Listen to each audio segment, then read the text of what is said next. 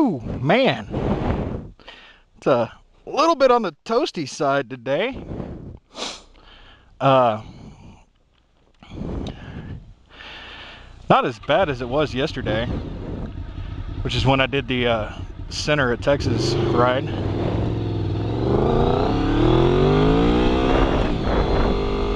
But it's still in the mid-90s.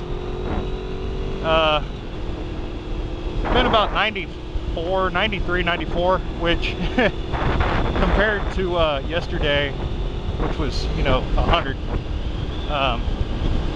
feels pretty damn good.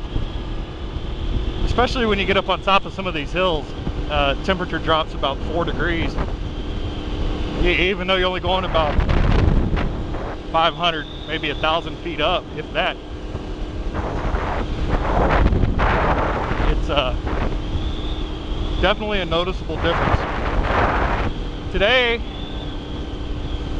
I'm riding a couple of roads that are known as the Twisted Sisters. There's FM335, FM336, and FM337. 337 is by far the longest. This is 336. 335 I did a couple of months ago, back in like October, and with Ronald Jenkins music.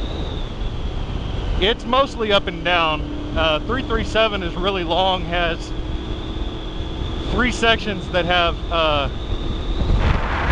really nice turns, but the road itself is, well, the part that we refer to as one of the sisters is about 50 miles long. 335 and 336 are only about 25 miles long, and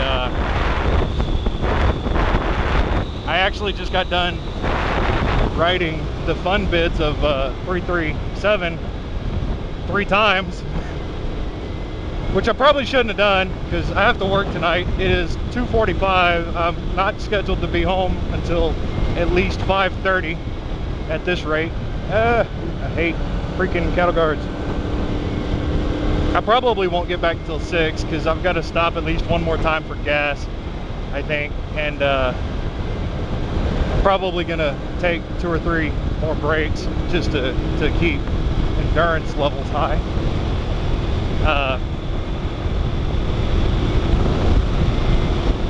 Hopefully this camera that's pointed at my left foot is working out. I had it on the other side of the bike facing forward. Hopefully that came out, which you've already seen that footage, but I know it's going to be shaky because it's stuck to the fairing, but hopefully it's not too bad. I kind of am thinking I should have done it with the view that it's on now when I was doing 337 repeatedly, because I was doing a lot more shifting, and that's kind of the whole point, but we'll see. This road has a lot of these damn cattle guards on it, and it's not quite as well maintained as the others, so you can't really go as fast. Plus I don't know it as well. Ow. So I really can't ride it as hard as I rode the other one. Now, I brought Boostosaurus Rex down here, and he did this whole ride on Sekhmet's 1098.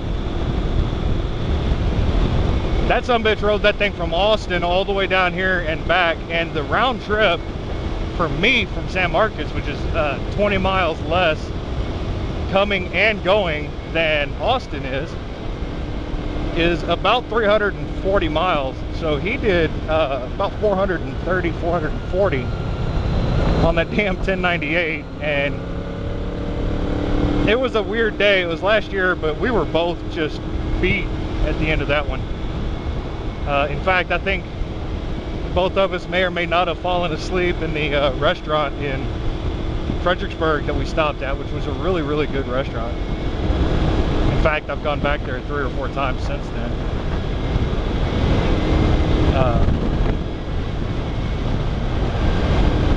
Woo! Getting warm again. It's kind of strange. You have to stop, so, or at least I do. Some people don't, but you have to stop so that you can hydrate. And even if you're sitting in the shade, you'll actually start to overheat more sitting still than if you would have just kept on going. So if you start getting hot while you're riding, when it's 95 degrees outside, unless you can find an air-conditioned building, you might as well keep riding, because you're not going to get much cooler, unfortunately. Now, if you're wearing a full leather racing suit, you can probably cool down a little bit, but you're not going to be able to cool down a whole lot. Remember these guys? I was talking to them at a gas stop a little while ago. One of them was a D&D distributor. We got to chatting about mufflers and shit.